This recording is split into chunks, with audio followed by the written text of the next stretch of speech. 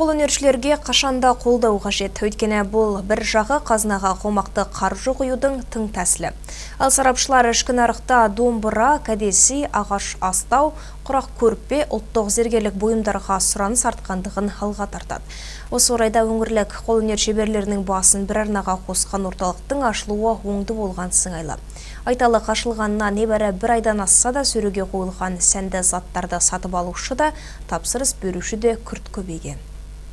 Қолөнершілер орталығы шеберлердің басын қосатын әрі олардың кәсіби тұрғыда дамуына, өнімдерінің сапасын жақсартуына сеп болмақ. Мұны өңірлік қолөнершілер де қолдайды. Өйткені ісін енді бастаған шеберлер өнім өндіргенмен тұрғындарға таныстыру тұсы кемшін кетеді дейді. Ал Анар Бексұлтанова кәсіби тігінші. Қазақы нақышта қыз жасауын тігеді. Көп танып тапсырысы болса да, ол да орталыққа өз жұмыстарын жеткізген. Ал көктемнен бастап бізде жұмысымызды бастаймыз.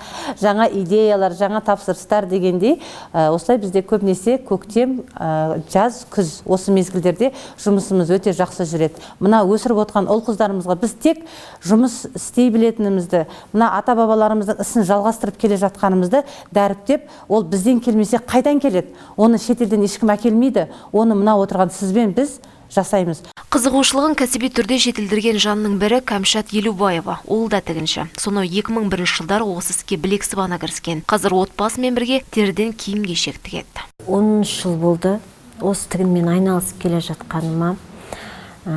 Өте қуанамын. Қолымнан естіп іске келгеніне. Көбінесе Астана, Алматы, сол жақтардан алады. Ол жақтан көбіне шетелдіктер көп қызығады біздің бұйымға.